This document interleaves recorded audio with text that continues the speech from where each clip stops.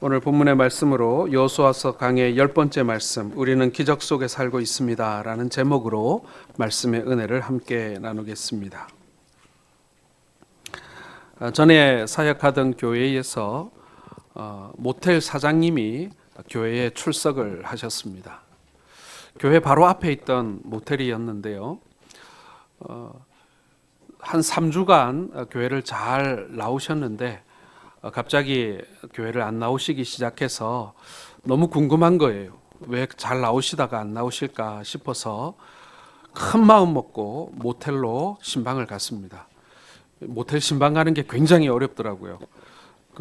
들어가는 게 너무 부담이 돼가지고 한참을 망설이다가 신방을 갔는데 그 사장님이 이렇게 말씀하는 거예요.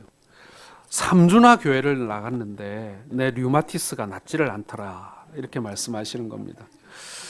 이 사장님 입장에서는 3주나 교회 나가준 것이 자신에게는 정말 큰 결단이었고 큰 일이었는데 자기가 바라던 바가 그거였던 거예요. 몸이 아픈데 나았으면 좋겠다, 이런 마음을 가지고 교회를 나갔던 것입니다. 그런데 3주 안에 그게 해결되지 않으니 그 3주 만에 낙심을 하게 된 것이죠. 사실 우리가 이분처럼 이렇게 하지는 않을지 모르지만 우리도 사실 이럴 때가 많이 있습니다. 뭔가 우리가 소원하고 바라는 바가 있지만 그것이 속히 응답되지 않음으로 인하여서 우리가 교회를 안 나오는 정도는 아니지만 우리가 때로는 낙심하기도 하고, 그리고 내 기도가 하나님 앞에 닿지 않았는가라는 그런 의심과 걱정을 우리는 하게 되는 것입니다.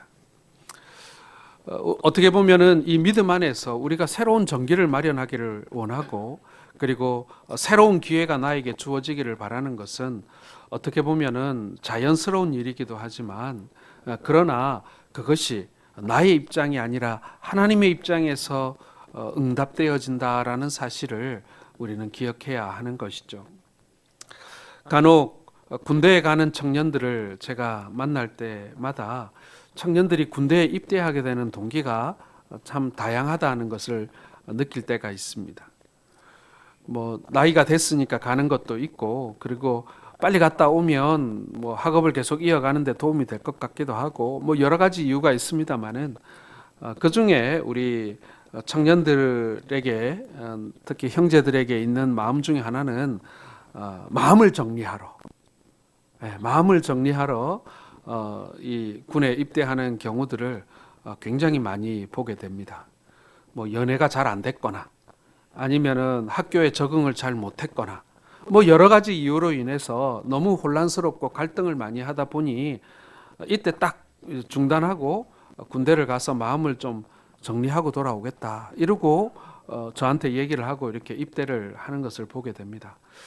여러분, 군대 갔다 오신 우리 남자 성도님들 아시겠지만 군대 가면 걱정이 없습니까? 군대 가면 마음이 정리가 잘 됩니까? 예. 군대 가기 전에 걱정도 많고 고민도 많았는데 군대 가면 또 다른 고민을 합니다. 오늘 저녁에 집합하면 어떡하나?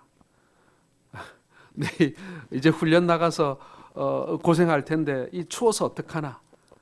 또 다른 고민을 하게 되는 것입니다. 내무생활에 대한 고민, 자기가 하는 일에 대한 고민, 여러 가지 새로운 고민들을 하다가 그 고민만 막 하다가 다시 제대를 하게 되는 것입니다. 마음을 정리하고 나올 줄 알았더니 다른 종류의 고민들만 하다가 나오게 되는 것입니다. 여러분, 하나님이 마련하신 가나안 땅은요, 인간의 상상과는 전혀 다른 모습으로 이스라엘을 맞이하게 됩니다. 요단만 건너면 다 정리될 줄 알았어요. 마치 군대 가서 마음을 정리할 것처럼 말입니다. 교회만 오면 모든 문제가 다 해결될 줄 알았는데 꼭 그런 것만은 아니더라는 것입니다. 마치 요단을 건넜던 이스라엘에게 가나안 땅이 그저 놀고 먹는 땅만은 아니었다라는 것을 우리가 알게 되는 것처럼 말입니다. 이스라엘에게 주신 이 가나안 땅은 그런 차원의 땅이 아니었던 것입니다. 여러분, 오늘 이스라엘 백성들이 들어간 이 가나안 축복의 땅은 승리의 땅이었습니다. 승리가 주어져 있는 땅이 곧 가나안 땅입니다. 그렇다면 왜 하나님은 이 승리의 땅에서 이스라엘에게 전투를 하게 하신 것일까요? 이미 하나님께서 승리하신 하나님이고 모든 전쟁과 싸움은 하나님께서 승리케 해주신다고 약속하셨는데 왜 이스라엘이 가나안에 가서 피를 흘리며 싸워야만 했을까요? 그것은 이스라엘이 가나안 땅에 들어왔다는 것, 그것은 곧 승리 안에 들어왔음을 확인하도록 하기 위해서 이스라엘로 하여금 전투를 하게 하신 것이다 라는 것입니다. 즉 이스라엘이 힘으로 승리해야 하는 땅이 아니라 하나님이 이미 승리하신 땅에 들어왔다. 이미 하나님께서 승리를 확정하신 땅에 이제 이스라엘이 들어왔다라는 것을 확인하도록 하기 위해서 전투를 하게 하셨다라는 것입니다. 여러분 우리 같이 한번 읽어보겠습니다. 시작. 이스라엘 백성이 이미 승리하게 하신 땅에 들어왔음을 확인하도록 하기 위해서 전투를 하게 하십니다. 여러분 우리가 이 땅에서 그리스도인으로 살아간다는 것은요, 우리의 인생의 승리가 보장되어진 것입니다. 그런데 우리의 인생에 크고 작은 싸움과 전투와 고민과 어려움들이 있잖아요. 여리고 전투가 바로 그런 의미에서, 아이성 전투가 바로 그런 의미인 것입니다. 하나님은 여리고를 무너뜨리는 것이 목적이 아니라, 아이를 이스라엘에게 주는 것이 목적이 아니라, 이스라엘이 하나님이 이미 승리하신 땅에 들어왔다는 것을 아는 것이 더 중요했다라는 것입니다. 하나님은 여리고의 싸움을 통해서 이 땅은 너희들의 힘과 노력으로 승리하고 살아가는 땅이 아니라 이미 승리가 주어져 있는 땅이다. 너희는 단지 그 땅에서 승리를 누리며 살아가면 된다라는 것을 알게 하신 것입니다. 여러분, 싸움이 없다면 이스라엘이 하나님의 힘으로 승리를 누리고 살았는지 아니면 자기들의 힘으로 승리하는 삶을 사는지 확인할 길이 없잖아요. 이스라엘이 가나안 땅에 딱 들어가자마자 가나안의 그 이방 족속들이 제발로 그 땅을 다 그냥 달아나듯이 떠나버렸다면 이게 우리가 무서워서 떠난 것인지 아니면 하나님이 무서워서 떠난 것인지 이스라엘이 알 수가 있겠습니까? 싸움을 통해서 이 싸움을 누가 하는지, 그리고 이 싸움을 통해서 이 땅을 이 땅에서 누가 승리하게 하시는지를 하나님께서 이스라엘에게 알려주시는 방편으로 전투를 하게 하셨다라는 것입니다. 이것이 가나안 땅에 싸움이 있어야만 했던 이유였다라는 것이죠. 여러분, 우리의 삶이 우리가 그리스도 안에 있음으로 은혜를 누리며 산다라는 것은 분명히 알겠는데 그 은혜를 확인하는 방법이 무엇입니까? 우리가 역경을 만나는 것입니다.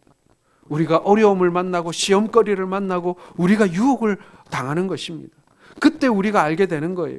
우리가 그때 주 안에서 승리하게 됨으로 말미암아 은혜를 경험하게 되고 하나님의 도우심을 경험하게 되는 것입니다.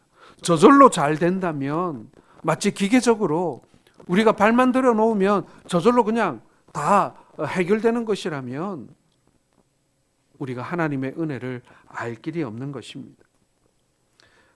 이런 이유로 인해서 이스라엘이 자기의 힘으로 아이성을 치고자 했을 때 실패할 수밖에 없었던 것이죠.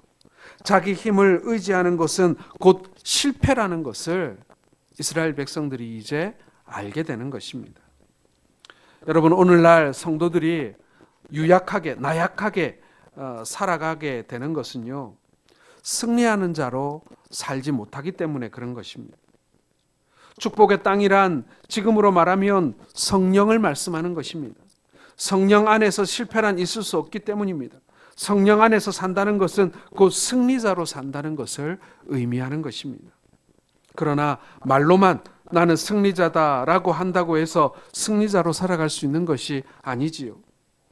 하나님은 여러분이 과연 승리자로 살아가고 있는지를 인생의 전투를 통해서 확인시켜 주시는 것입니다. 우리가 감당할 수 없는 거대한 적을 우리 앞에 두심으로써 적의 힘에 흔들리지 않고 이미 승리하게 하신 하나님을 의지하고 살아가는지를 확인하게 해 주시는 것입니다. 여러분, 이런 의미에서 가나안 땅에서의 전투는 필수적일 수밖에 없는 것입니다. 우리 성도들의 삶에 있어서 시험과 시련이라는 것도 필수적일 수밖에 없는 것입니다. 여러분, 가나안 땅, 축복의 땅은요, 세상 것을 받아 누리는 그런 땅이 아닙니다.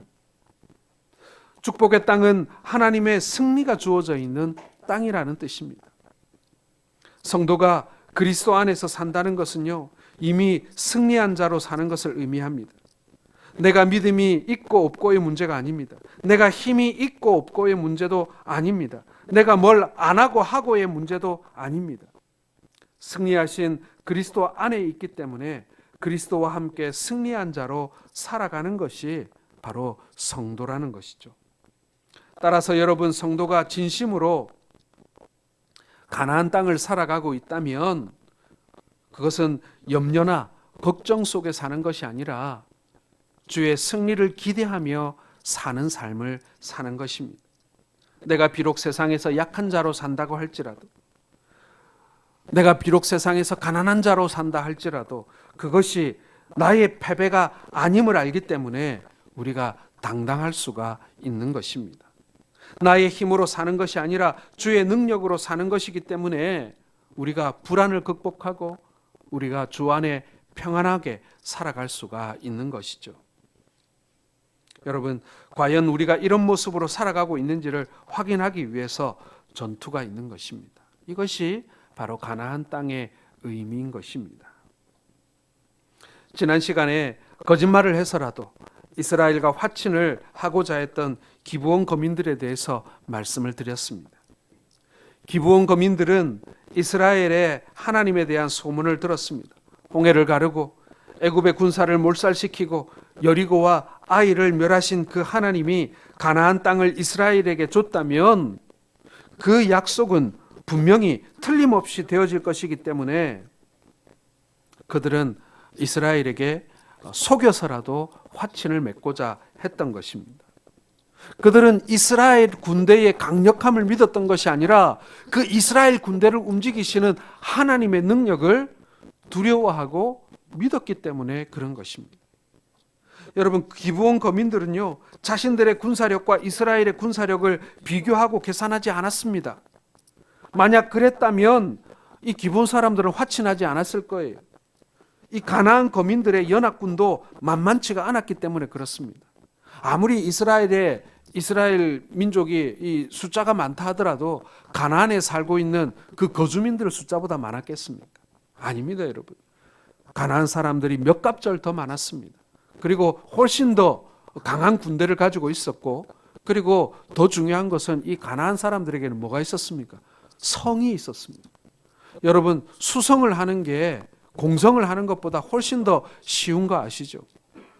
훨씬 더 유리한 자리에 딱 버티고 있었던 것입니다. 누가 봐도 불리한 싸움이 바로 이스라엘이었던 것이죠. 그런데 오늘 이 기브온 사람들은 그것을 계산하지 않았다라는 것입니다. 기브온 거민들은 자신들의 힘과 이스라엘의 힘을 비교하지 않고 오직 이스라엘의 하나님의 능력을 생각했을 뿐이다라는 것입니다.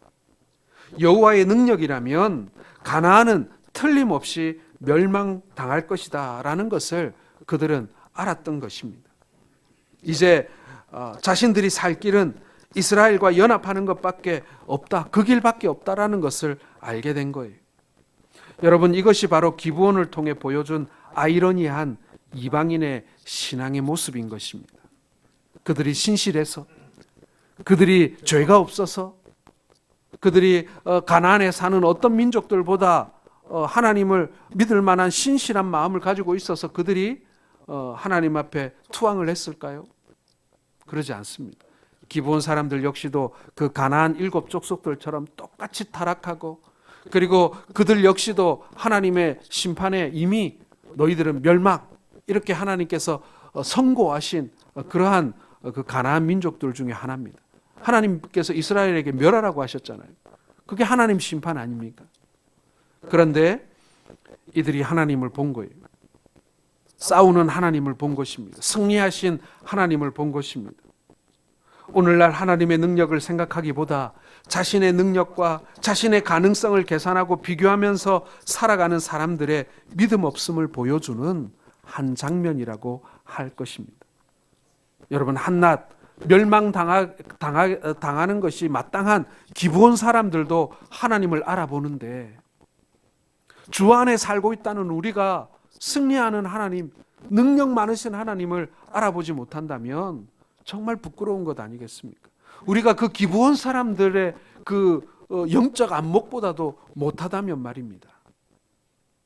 오늘 본문은 이스라엘과 연합한 기브온을 치기 위해서 예루살렘 왕 아도니세덱이 아모리 다섯 왕과 연합해서 기브온을 대적하는 내용에서 말씀을 시작하고 있습니다. 자, 10장 4절 말씀 같이 읽어보겠습니다. 시작. 이는 기브온이 여호수아와 이스라엘 자손과 더불어 화친하였음이니라 하매. 자, 하나님의 소문을 듣고 이스라엘과 연합하여 살고자 했던 기브온은 이제 그 대가로 전에는 자신들과 같은 가나안 거민이었던 자신들의 그 이웃이었던 사람들로부터 이제 공격을 당하게 됩니다. 이때 기브온은 이스라엘에게 구원을 요청하죠. 화친을 했으니까 동맹군 아닙니까? 연합군이니까 우리를 좀 도와달라고. 기브온 거민들이 이스라엘의 종이 되더라도 화친하고자 했던 그 마음이 바로 여기에 있는 것입니다. 이제 당신들 편이 되었으니 우리를 보호해달라, 우리를 지켜달라, 그렇게 요구하는 것입니다. 오늘 이 기브온 사람들의 마음을 우리가 한번 그들의 입장에서 한번 생각해 봅시다. 하나님이 무서워서 이스라엘과 연합을 하고 화친을 했지만 나머지 이 가나안 여러 족속들이 이스라엘을 칠 줄 알았는데 자신들을 먼저 친다라는 사실에 아마 기브온 사람들은 깜짝 놀라 그리고 두려웠을 것입니다. 아니, 이스라엘을 공격해야지 왜 우리를 공격해? 우리는 두려워서 항복했을 뿐인데. 그런데 이 가나안 사람들의 입장에서는 배신자 먼저 처단하고자 했던 것입니다. 배신한 기브온을 먼저 우리가 공격해서 이렇게 멸해야 나머지 가나안 족속들 중에 또 기브온처럼 이스라엘에게 싸워보지도 않고 항복하는 사람들이 없게 하기 위해서, 그런 종족들이 없게 하기 위해서 먼저 기브온을 공격해서 본보기를 보여주고자 했던 것입니다. 기브온이 그걸 몰랐겠습니까? 지금이라도 다시 그 가나안 사람들에게 항복하고, 우리가 정말 무서워서 우리가 아이성에서 가까이 살다 보니 너무나 두려워서 내가 잠시 항복은 했지만 우리는 종족이잖아, 우리는 이웃이잖아, 우리가 같이 살아온 세월이 몇 년인데 하면서 다시 글로 넘어갈 수도 있었어요. 그런데 오늘 기브온 사람들은 끝까지 이스라엘에게 구원을 요청하고 그들과 함께하게 됩니다. 자, 오늘 기브온 거민들이 여호수아를 찾아와서 뭐라고 했는지 보겠습니다. 6절 말씀입니다. 시작. 기브온 사람들이 길갈 진영에 사람을 보내어 여호수아에게 전하되 당신의 종들 돕기를 더디게 하지 마시고 속히 우리에게 올라와 우리를 구하소서. 산지에 거주하는 아모리 사람의 왕들이 다 모여 우리를 치나이다 하매.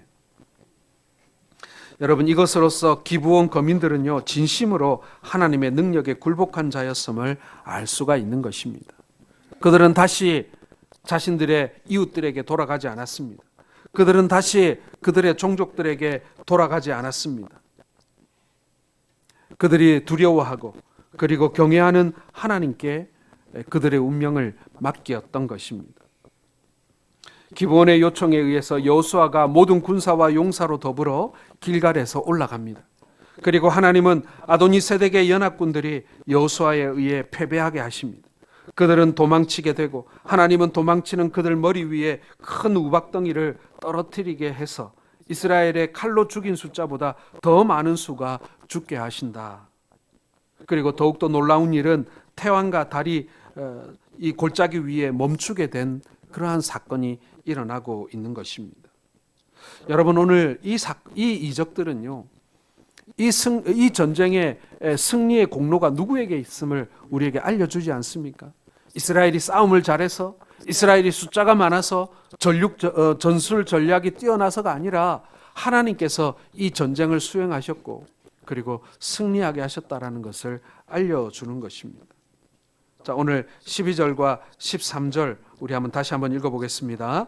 여호와께서 아모리 사람을 이스라엘 자손에게 넘겨주시던 날에 여호수아가 여호와께 아뢰어 이스라엘의 목전에서 이르되 태양아 너는 기브온 위에 머무르라 달아 너는 아일론 골짜기에서 그리할지어다 하매 태양이 머물고 달이 멈추기를 백성이 그 대적에게 원수를 갚기까지 하였느니라. 야살의 책에 태양이 중천에 머물러서 거기 종일토록 속히 내려가지 아니하였다고 기록되지 아니하였느냐. 여호수아가 태양과 달이 멈추기를 기도하자 그 기도대로 된 것입니다. 여러분, 이런 사실을 세상 사람들이 믿겠습니까? 태양이 멈추었다. 지구가 공전을 멈췄다는 얘기입니까? 지구가 자전을 멈췄다는 얘기입니까? 태양과 달이란 인간에 의해서 통제될 수 없는 천체입니다. 인간은 오히려 태양과 달이 일으키는 자연의 변화에 지배받으며 살아왔습니다. 물론 그렇게 하시는 분은 하나님이시지만 세상은 태양과 달을 만드신 하나님을 보기보다 태양을 바라보고 달을 바라봤습니다. 그래서 그것을 마치 우상처럼 섬기지 않았습니까? 태양신, 달의 신, 이렇게 말입니다. 그런데 그러한 태양과 달이 멈췄다는 것은요, 이 과학적 상식으로 이해하기가 어렵습니다. 상식이 아닌 과학으로 전혀 답이 나올 수가 없습니다. 그래서 사람들은 아무 것으로도 이해할 수 없는 이 놀라운 기적을 신화다, 혹은 일식이나 월식과 같은 현상을 이 멈춘 것으로 표현했을 뿐이다, 그런 과학적 절충을 사람들이 꾀하기도 합니다. 하나님은 성경에 등장하는 기적들이 불신자들에게 사실로서 받아들여지기를 바라는 것이 아닙니다. 성경에 등장하는 기적은 오직 하나님의 뜻을 전달하기 위한 도구일 뿐이지, 그 기적을 베풀어서 기적에 감동한 인간들이 하나님을 믿게 하는 방식으로 하나님께서는 일하시지 않는다라는 것입니다. 따라서 여러분 성도들은요, 단지 태양과 달이 머물렀다는 것을 받아들이고 믿으면 되는 것이고, 왜 하나님이 태양과 달을 머물게 하는 기적을 이스라엘에게 보여주셨는지를 알아가면 되는 것입니다. 이것을 사실로 과학적으로 증명하겠다는 것은, 이건 결국 우리가 종교적인 자존심을 세워보는 그것에 지나지 않는다라는 것입니다. 남들이 기적을 사실로 믿느냐 믿지 않느냐가 중요한 것이 아니라, 우리는 그 기적을 통해서 하나님께서 우리에게 베푸신 그 뜻이 무엇인가를 아는 것이 훨씬 더 중요한 문제다라는 것입니다. 따라서 여러분, 태양과 달이 정지할 수 있느냐, 그것에 대한 의문을 가지실 필요가 없습니다. 그것을 지으신 분이 하나님이시라면 그들을 잠시 머물게 하거나 그들이 계속 빛을 발하게 하시는 것은 너무나도 그것에 비해 쉬운 일 아니겠습니까? 여러분, 태양과 달을 만드는 게 쉽겠습니까? 그것이 잠시 머물러 빛을 더 발하게 하는 것이 쉬운 일이겠습니까? 그건 더 말할 필요도 없는 것입니다. 사랑하는 성도 여러분, 하나님을 알려고 하기보다 기적에 대한 호기심만을 가지고 성경을 접근하는 것은, 그건 좀 문제가 있습니다. 14절 말씀에 여호와께서 사람의 목소리를 들으신 이 같은 날은 전에도 없었고 후에도 없었나니 이는 여호와께서 이스라엘을 위하여 싸우셨음이라 라고 말씀합니다. 기적 그 자체가 하나님의 계시로서 등장하는 것이 아니라, 기적은 단지 계시를 담고 있는 그릇에 지나지 않는다는 것을 알 수 있는 거예요.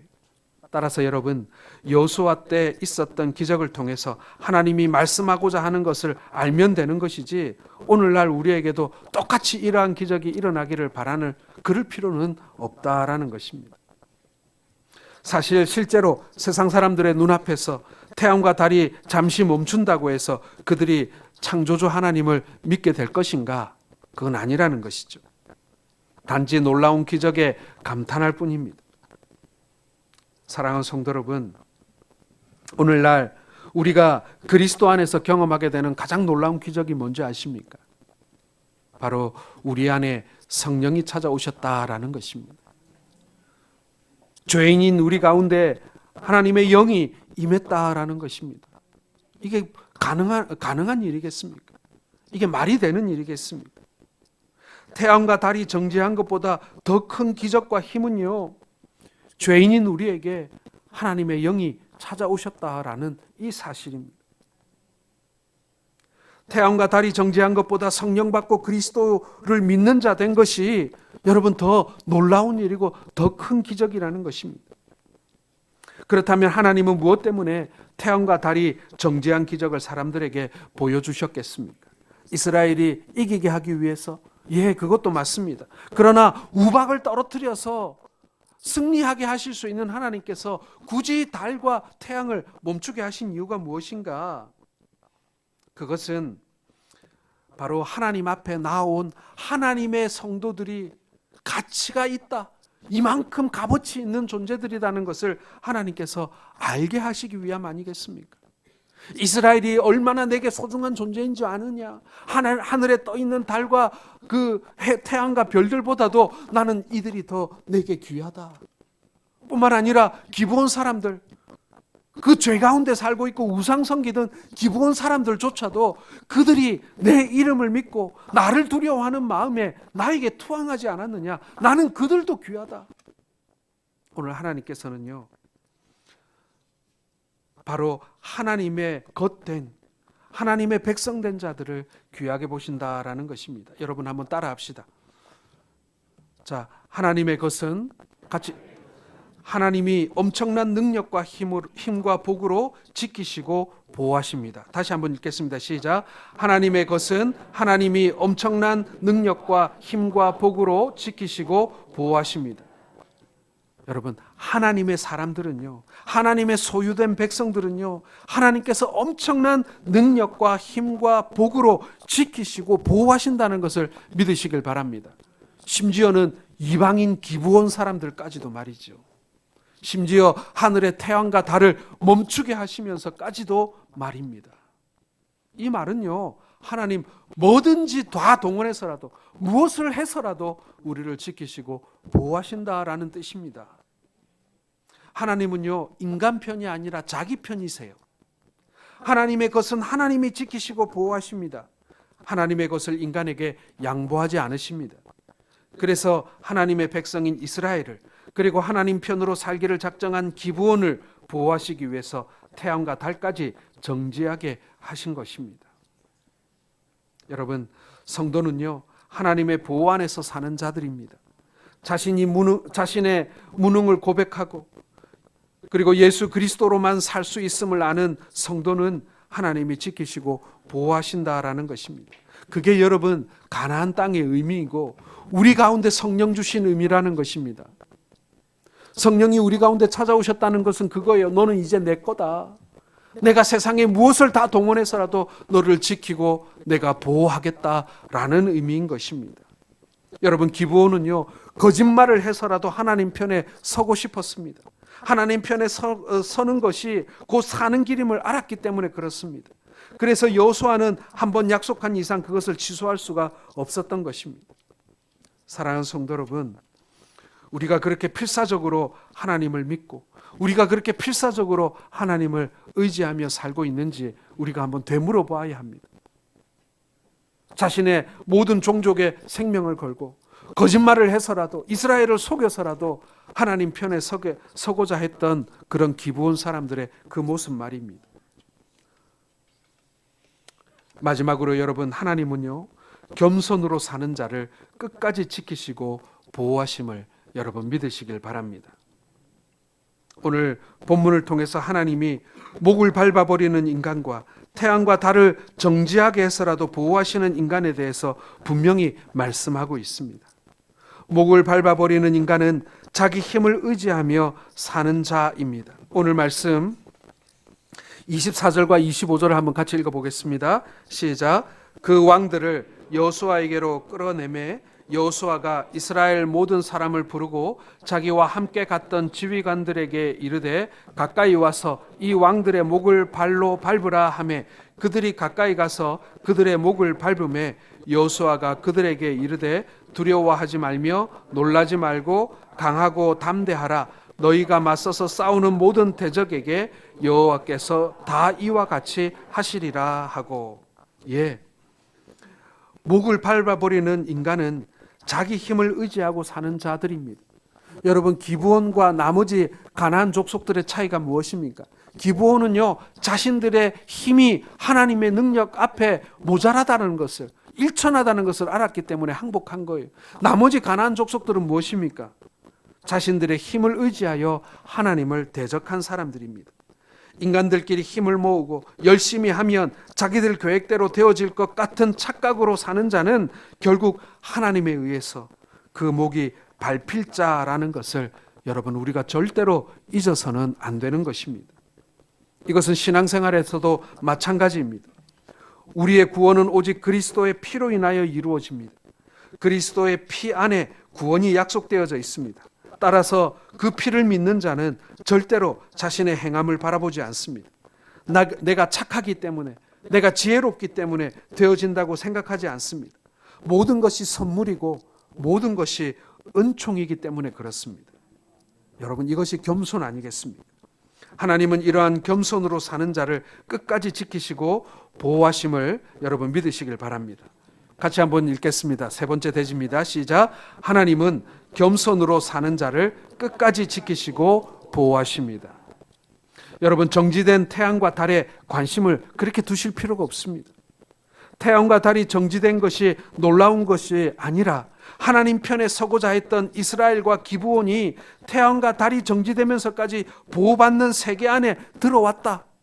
하나님이 그러한 세계 안에 이제 이스라엘을 살게 하셨다. 여러분, 이것이 중요한 것입니다. 이것이 그들에게 복입니다. 이것이 저와 여러분들에게 주어진 복임을 믿으시길 바랍니다. 성령이 있는 삶과 성령이 없는 삶의 차이인 것입니다. 사랑하는 성도 여러분, 오늘 우리는 그리스도 안에 살고 있는 사람들입니다. 성령에 의해서 그리스도를 알고 그리스도를 의지하는 세계에 살고 있는 사람들입니다. 따라서 우리에게 놀라운 능력은 성령입니다. 태양과 달이 정지하는 것보다 더 놀라운 기적으로 우리를 하나님께서는 인도하고 계십니다. 자기만 바라보고 살아가는 그러한 성도들이 그리스도를 바라보게 된 것으로 우리는 증명되어지는 것입니다. 이것이 우리가 놀라운 기적 안에 산다는 증거인 것이죠. 사랑하는 성도 여러분, 이제 말씀을 맺겠습니다. 우리는 가나안에 들어와 살아가고 있는 사람들입니다. 우리에게 있어서 가나안은 무엇입니까? 주 안에 사는 것입니다. 성령 안에 사는 것입니다. 우리가 이 땅에서 산다는 것은요, 승리자로 산다는 것입니다. 하나님께서는 어떠한 수단과 방법을 동원해서라도 바로 우리를 이 땅 가운데서 믿음으로 승리하게 하실 것입니다. 여러분, 세상에 너무 현혹되지 마세요. 세상이 우리에게 주는 성공과 실패에 대한 그 기준에 따라 여러분 흔들리지 마세요. 우리가 주 안에 있느냐 없느냐가 바로 우리의 성공과 실패의 그 기준일 뿐이지, 우리가 세상에서 좀 더 잘 산다고 우리가 성공했고, 우리가 세상에서 남들보다 좀 못 산다고 우리가 실패했고, 그렇지 않아요. 여러분, 우리가 주 안에 있는 것, 우리가 주님과 함께 동행하며 살아가는 것, 우리가 크고 작은 싸움을 이 땅 가운데서 감당하지만 주께서 우리의 능력이 되셔서 그 싸움을 넉넉히 이기게 하시는 그 놀라운 일들을, 놀라운 기적들을 우리가 경험하면서 사는 것이 우리가 진정 이 땅 가운데 승리자로 그리고 성도로 사는 길임을 믿으시는 우리 모든 성도들 되시기를 주의 이름으로 축원합니다.